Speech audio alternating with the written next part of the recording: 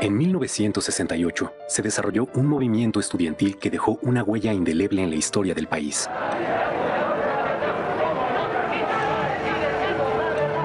Lo que comenzó como una protesta juvenil contra los abusos de la policía capitalina se convirtió en la rebelión de una generación contra el autoritarismo del régimen. Decenas de miles de jóvenes estudiantes se manifestaron pacíficamente en defensa de las libertades civiles y la democracia. Al justo reclamo se sumaron maestros y sectores populares. El gobierno de Gustavo Díaz Ordaz vio en el desafío estudiantil una conjura comunista y ordenó la represión que culminó con la matanza del 2 de octubre de 1968 en Tlatelolco. El movimiento inició el 22 de julio, tras una pelea entre estudiantes de la Vocacional 5 y de la preparatoria Isaac Ochoterena en la Ciudadela, que fue reprimida por granaderos.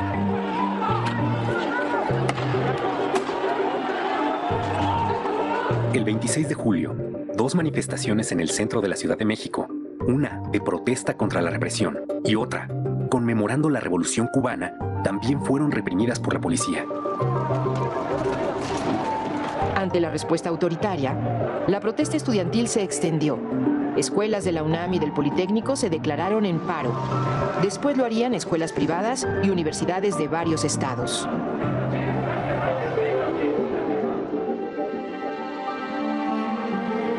Luego de la primera manifestación masiva, el presidente Díaz Ordaz ordenó el 30 de julio la intervención del ejército. De un bazucazo, soldados destruyeron la puerta histórica de la Preparatoria 1 y tomaron violentamente el edificio, deteniendo a decenas de estudiantes y maestros.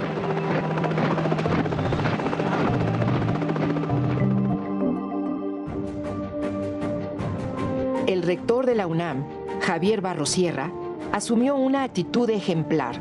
Defendió la autonomía universitaria, condenó la represión y promovió una solución dialogada al conflicto. El 1 de agosto encabezó una manifestación de duelo por los estudiantes caídos y contra la violación a la autonomía.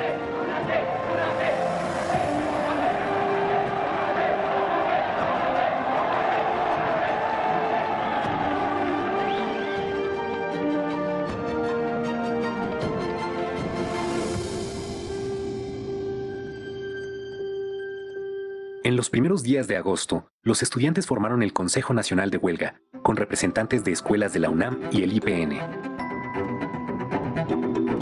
El CNH dio a conocer el pliego petitorio del movimiento. Libertad a los presos políticos. Derogación del delito de disolución social del Código Penal. Indemnización para los familiares de muertos y heridos. Desaparición del cuerpo de granaderos. Y destitución del jefe de la policía. Los estudiantes demostraron una enorme creatividad. Las brigadas se multiplicaron por calles, mercados, jardines, plazas públicas y generaron una enorme simpatía entre la población. Fue el primer movimiento social en el que participaron miles de mujeres que rompieron los estereotipos de la sociedad tradicional y fueron protagonistas de una lucha por un país más libre. El movimiento creció. A la manifestación del 13 de agosto asistieron más de 150,000 personas. Los estudiantes demandaron diálogo público. El gobierno aceptó, pero nunca cumplió. El movimiento estaba ganando la batalla de la opinión pública, a pesar de la campaña en contra, por parte de la prensa, radio, televisión y de todo el aparato de Estado. El 27 de agosto, más de 500,000 personas marcharon al Zócalo.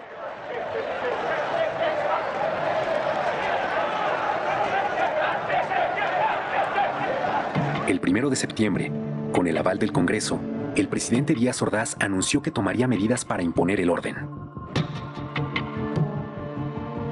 En respuesta, los estudiantes realizaron una marcha del silencio.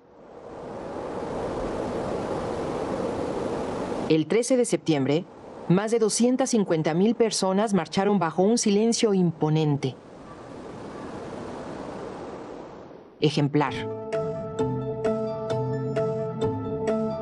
El gobierno canceló toda negociación y decidió optar por la fuerza para acabar con el conflicto.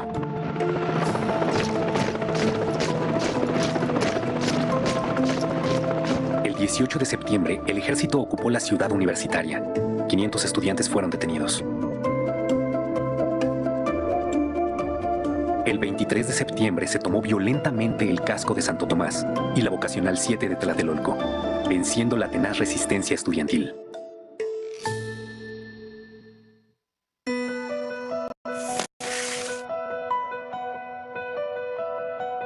A 10 días de la inauguración de las Olimpiadas en México, el 2 de octubre, miles de personas asistieron a un mitin pacífico en la Plaza de las Tres Culturas en Tlatelolco. Por la mañana, representantes estudiantiles se reunieron con una comisión del gobierno. Se esperaba el inicio de una solución negociada.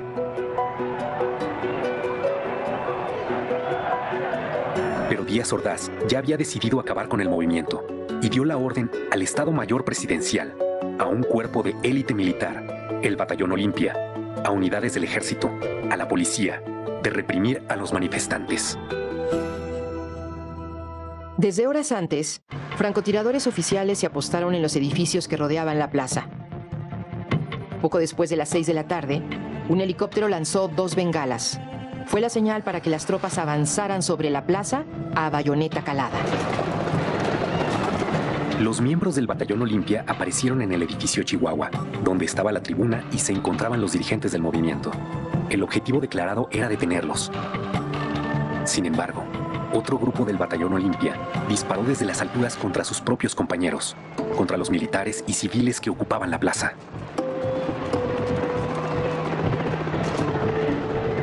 En el fuego cruzado, comenzaron a caer los manifestantes muertos o heridos, y la multitud corrió para escapar de la trampa.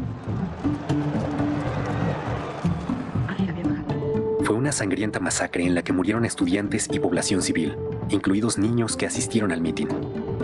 La versión oficial reconoció 38 civiles muertos, un niño y 4 soldados, y culpó a los estudiantes de provocar la violencia.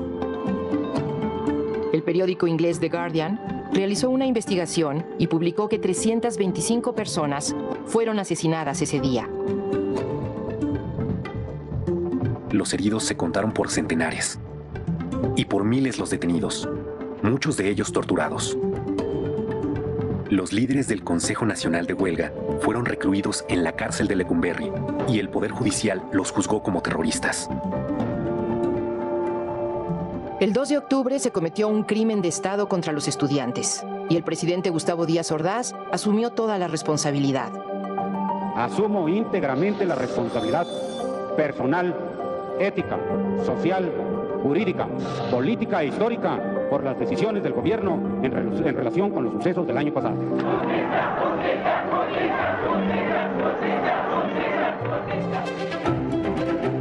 1968 fue un parteaguas en la historia de México y punto de partida de nuevos movimientos sindicales, magisteriales, campesinos, urbanos, por los derechos humanos y la democracia.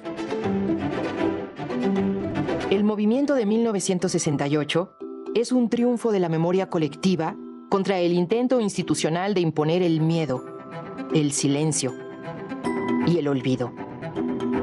Venció la esperanza, el ideal de un futuro democrático, de libertad.